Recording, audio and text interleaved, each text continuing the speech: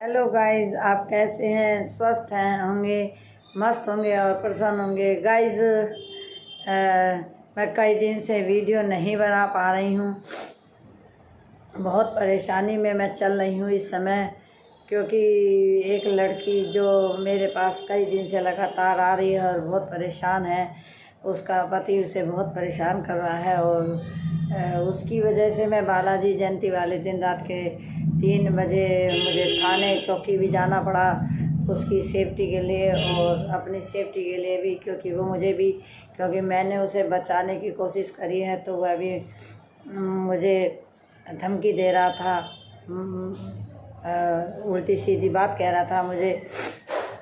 तो इस वजह से मैं ज़्यादा वीडियो अभी नहीं बना पाई हूँ और वो लड़की की वजह से ही मैं बहुत परेशान हूँ। उसकी एक छोटी बेटी है, 2 बेटी हैं उसके। और मैंने पहले भी आपको बताया था कि उसका पति उसे बहुत परेशान कर रहा है। वो शराब पीता है और उसने काफ़ी रात को उसे मारा और उसका गला भी दबा दिया था। तो रात में जब उसके बच्चों ने मुझे आवाज़ दी और वो कहने लगे, चिल्लाने लगे कि पता नहीं मम्मी को क्या हो गया है, मम्मी को क्या हो गया है। उन्होंने मुझे बुलाया।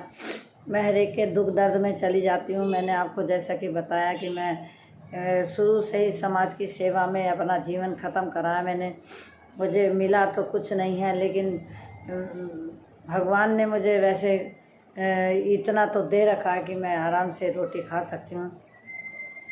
लेकिन मैं समाज के लिए करती हूँ। मुझे सब बुरा करते हैं। मुझे मेरे जो बेटी है वो भी मुझे बहुत मना करती है कि तुम किसी के चक्करों में ना पड़ा करो, परंतु मुझे किसी का दुख बर्दाश्त नहीं होता। और उस लड़की को उसका पति जान से मार देता है यदि मैं ना जाती। और उसकी छोटी छोटी 2 बेटी हैं, मैंने उसको बचाया है। बालाजी जयंती वाले दिन रात के 2:30-3 बजे मैं गई हूँ वहाँ पे और एक तहरीर भी दी है मैंने कि जिसमें मैंने लिखा है उसके साथ क्या उसके बुरा व्यवहार करा है उसने। उस सब मैंने उसमें जितनी मुझे समझ थी, अकल थी, मैं लिख दिया, क्योंकि मैं परेशान थी। रात में काफ़ी रात हो गई थी और मेरे तो पैरों में बहुत दर्द रहता है गाइस। तो मैं ज़्यादा चल पाती हूँ, ज़्यादा चल फिर नहीं पाती हूँ। और रात में फिर मैंने हनुमान चौक से रिक्शा ली और 40 रुपये रिक्शा वाले ने लिए, परंतु वो पता नहीं कहाँ कहाँ निकाल के अंधेरों संधेरों में ले गया। कई जगह उसने मुझसे कहा तुम उतर जाओ, पर कई आदमियों ने कहा कि नहीं उतरो नहीं, आपको ये लेके जाएगा। मैंने कहा भैया मेरे पैर में दर्द है, ये रिक्शा वाला मुझे उतार रहा है। जैसे तैसे करके हम कोतवाली पहुँचे, परंतु उस समय कोई भी कोतवाली में पुलिस वगैरह लेडीज़ नहीं थी, क्योंकि बालाजी जयंती में सबकी ड्यूटी लगी हुई थी। तो हम थोड़ा सा तहरीर सी एक दे के आए थे, क्योंकि पुलिस की वकीलों की जो भाषा होती है अलग होती है और एक सिंपल आदमी की अलग होती है।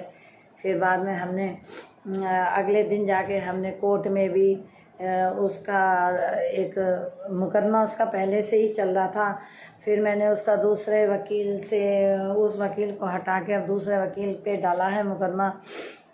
उस आदमी की जो है नीयत में फतूर दिखा है, तो वो उसकी अपनी पत्नी को मार देता और वह अपनी लड़की को भी बैड टच कर रहा था। तो उसकी माँ को बहुत गुस्सा आ गया और उन्होंने फिर मेरे से हेल्प मांगी। तो मैं पूरी रात जगी रही हूँ। उस दिन 4 बजे 5 बजे सोई थी। तो गाइस,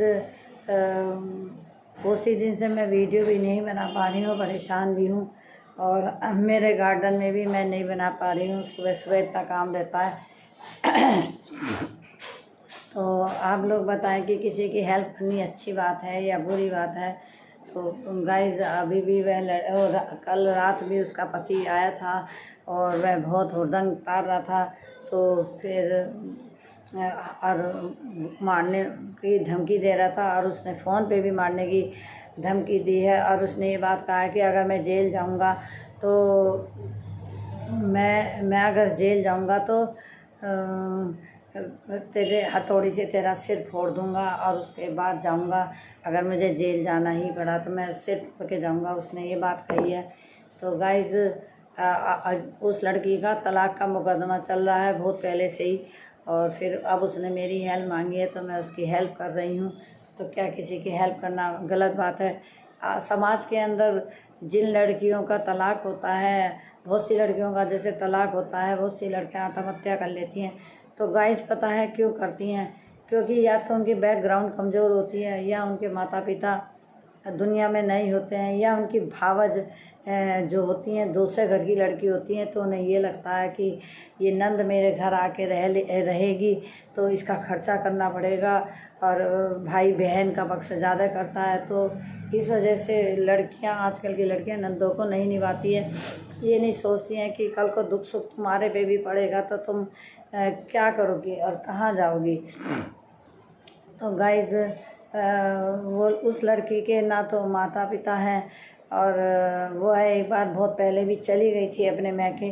तो उसकी भाभी ने उसे वहाँ पर टेंशन करी होगी, नंदों को तो कोई भी रखना ही नहीं चाहता, और उसके साथ उसकी 2 बेटियां भी हैं, तो उन्होंने ज़्यादा हाय हाय करी होगी।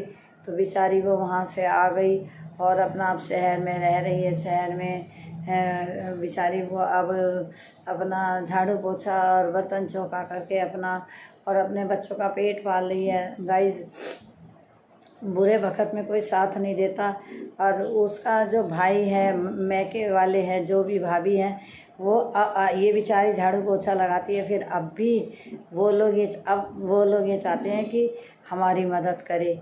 वो लोग इससे मदद लेना चाहते हैं, क्योंकि अब उन्हें पता चल गया कि वो अपने पैरों पे खड़ी हो गई बेचारी, अपने बच्चों को दोनों को पाल रही है, किराए के मकान में रह रही है। तो अब उसके भैया भाभी चाहते हैं कि वो हमारी मदद कर दे।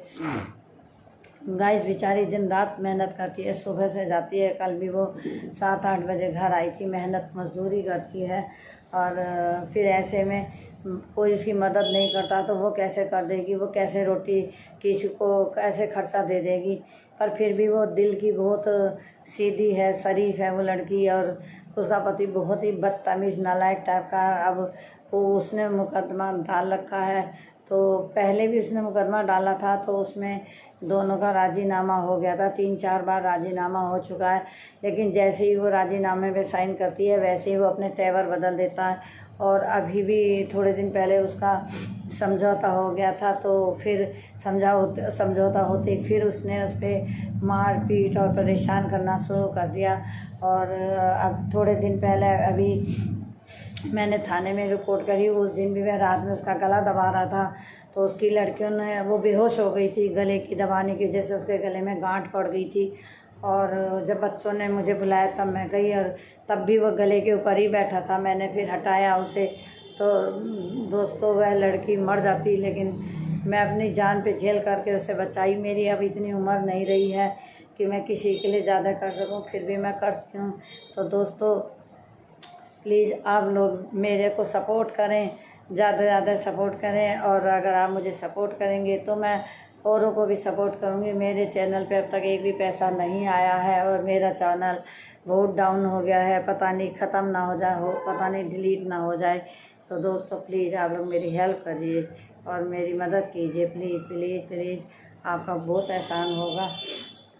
देखते हैं अब क्या होता है। वह धमकी पे धमकी दे रहा है। तो गाइस हमने रात में ही फिर पुलिस को बुलाया था। पुलिस वाले पूछ रहे थे कि आपका तलाक हो गया क्या? मैंने कहा नहीं, अभी इनका तलाक नहीं हुआ, और कोर्ट में तलाक चल रहा है, और जब तक तलाकनामा नहीं होगा, जब तक जज कोई फैसला नहीं करेंगे, ये उसे आदमी को अंदर नहीं हम घुसने देंगे, उसे घुसने नहीं देगी, और ये उसके साथ रहना नहीं चाहती है। फिर पुलिस वाले कह के गए थे कि आप को अगर वो रात में परेशान करे तो आप हमें बुला लेना और हम तुरंत आ जाएंगे। तो मैंने उस लड़की के लिए योगी जी से मदद मांगी है, और वहाँ मैंने फैक्स करवाया था, कंप्लेन भेजी थी, और वहाँ से जवाब आ चुका है, और उन्होंने DM SP सबके लिए मैसेज आ चुका है कि वो उस लड़की की हेल्प करेंगे, और पुलिस हमारी उस लड़की की मदद कर भी रही है। हम जैसे बुलाते हैं ऐसे आ जाती है। तो गाइस आप मेरी वीडियो को लाइक शेयर सब्सक्राइब करना ना भूलना। दोस्तों आप लोग ज़्यादा से ज़्यादा सपोर्ट करें प्लीज़। मैं दूसरों की हेल्प जब भी कर सकती हूँ, जब आप लोग हमारी करेंगे तभी मैं दूसरों की हेल्प कर सकती हूँ। और आप अगर मेरी वीडियो को लाइक करेंगे शेयर करेंगे तभी मैं कुछ कर सकती हूँ।